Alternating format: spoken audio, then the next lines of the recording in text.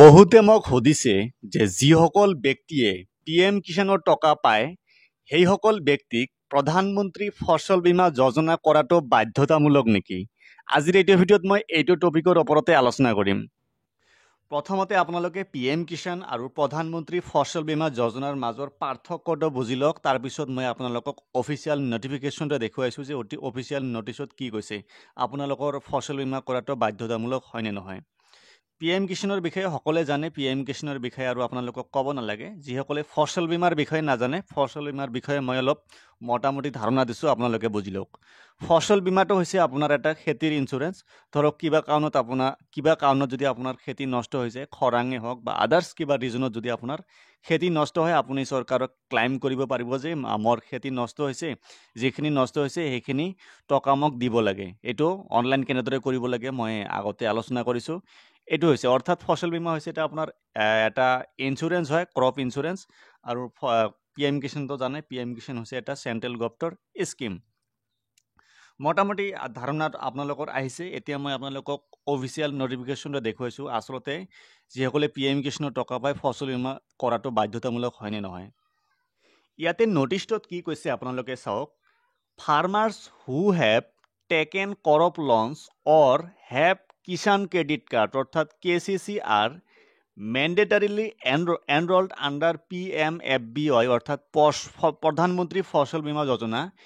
ইয়াতে কথাটো কি কৈছে আপোনালোকে বুজি পাইছেনে? ইয়াতে কৈছে যে যিসকল ফাৰ্মাৰে অৰ্থাৎ যিসকল খেতিয়কে এগ্ৰিকালচাৰ লোন লৈছে বা যিসকলৰ KCC অৰ্থাৎ কিষাণ ক্ৰেডিট কাৰ্ড আছে, সেইসকল ব্যক্তিকে ইয়াতে প্ৰধানমন্ত্ৰী ফচল বীমা যোজনা কৰিব লাগিব। সেইসকলৰ কাৰণে বাধ্যতামূলক। ঠিক আছে, কথাটো নিশ্চয় বুজি পাইছে। যিসকলে লোন লৈছে, আপোনাৰ KCC লোন বা আপোনাৰ কিবা এগ্ৰিকালচাৰ লোন লৈছে, সেইসকলক প্ৰধানমন্ত্ৰী ফচল বীমা যোজনা কৰিব লাগিব। আৰু যিসকলে কৰা নাই, লোন লোৱা নাই বা কিষাণ ক্ৰেডিট কাৰ্ড নাই, সেইসকলৰ বিষয়ে কি কৈছে মই দেখুৱাইছোঁ। ইয়াতে ছেকেণ্ড পইণ্টত কি কৈছে চাওক। ভলণ্টাৰী ফৰ নন লোনী ফাৰ্মাৰ্ছ অৰ্থাৎ যিসকলে লোন লোৱা নাই সেইসকলৰ কাৰণে অপশ্যনাল। ইয়াতে এইটো পইণ্টত কি কৈছে চাওক। If you have not taken any agricultural loan then PMFBY is voluntary even if you are receiving PM Kisan benefits. অৰ্থাৎ যিসকলে এগ্ৰিকালচাৰ লোন লোৱা নাই বা কিষাণ ক্ৰেডিট কাৰ্ড নাই, সেইসকলে যদি PM কিষাণৰ টকা পায়ো আছে তথাপি প্ৰধানমন্ত্ৰী ফচল বীমা যোজনা কৰাটো বাধ্যতামূলক নহয়। আপোনাৰ যিখিনি কনফিউজন আছিল নিশ্চয় ক্লিয়াৰ হৈছে। ইয়াৰ বাহিৰেও বহুতো কমেণ্ট কৰিছিল যে মই ফাৰ্মাৰ আইডি বনাব পৰা নাই। যিসকলে ফাৰ্মাৰ আইডি বনাব পৰা নাই মোক কণ্টেক্ট কৰিব পাৰে। মই আপোনালোকক কণ্টেক্ট ডিটেইলছখিনি দেখুৱাই দিছোঁ।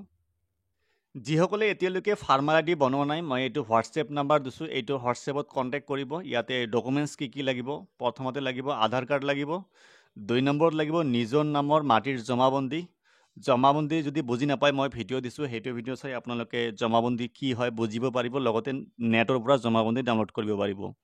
তাৰপিছত আপোনাৰ 3 নম্বৰ আধাৰ কাৰ্ডৰ লগত যিটো মোবাইল নাম্বাৰ লিংক আছে সেই মোবাইল নাম্বাৰটো লাগিব। মোক এইটো হোৱাটছএপত কণ্টেক্ট কৰিব আৰু এই 3টা ডকুমেণ্টছ চেণ্ড কৰি দিব। ঠিক আছে, তো আজিৰ ভিডিঅ'ত এইখিনি আছিল। ইয়াৰ বাহিৰেও কিবা ডাউট থাকিলে, কিবা সুধিবলগীয়া থাকিলে কমেণ্ট বক্সত কমেণ্ট কৰি জনাব পাৰে। ধন্যবাদ।